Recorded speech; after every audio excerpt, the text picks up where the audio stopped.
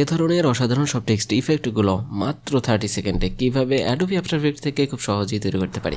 First of all Adobe after effect open করি, দেন এখান থেকে এটা নিউ কম্পোজিশন, দেন এটাকে হাইড ওয়েট রেখে আমরা রেখে দিই টেক্সট অন, টেক্সট 01। ওকে, এটা টেক্সট লিখে দেই, প্রিমিয়ার না দিই, এটাকে অ্যালাইনমেন্ট ঠিক করে নেই, অ্যাঙ্কর পয়েন্টটাকে মিডলে নেই, কন্ট্রোল প্রেস করে এখানে ডাবল ক্লিক, দেন এটা মিডলে চলে আসছে।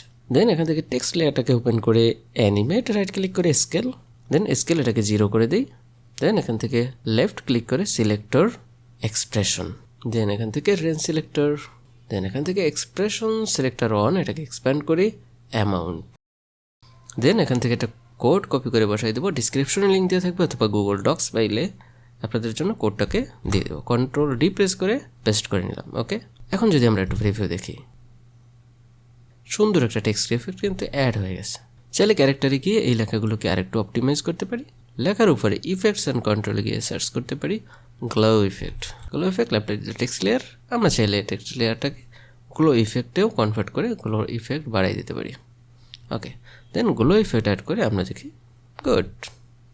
গ্লো ইফেক্টের অপাসিটিকে মেনটেন করতে পারি, দেন হচ্ছে এটাকে এক্সপ্যান্ড, ইফেক্টসে এক্সপ্যান্ড করে গ্লো ইফেক্ট, এখান থেকে গ্লো রেডিয়াস, এখানে কি ফ্রেম অ্যাড করি শুরুর দিকে, এটা কি ফ্রেম, এখান থেকে এটাকে 0 করে দিই, এই পোর্শনে ওটাকে 10 করে দিই বা 20 করে দিই, দেন এখানে এটাকে 0 করে দিই আবার। এবারে যদি একটু প্রিভিউ দেখি, গুড।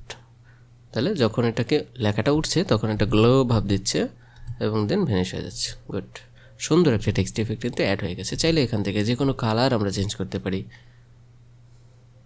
এবার গ্লোটাও কিন্তু হোয়াইট গ্লোই দেখাবে। ওকে, তো এইভাবেই চাইলে আমরা খুব সহজে এই ধরনের টেক্সট ইফেক্টগুলো তৈরি করতে পারি। দেখা হবে নেক্সট কোনো টেক্সট ইফেক্ট নিয়ে, সে পর্যন্ত সবাই ভালো থাকবেন। Thank you so much, stay with us.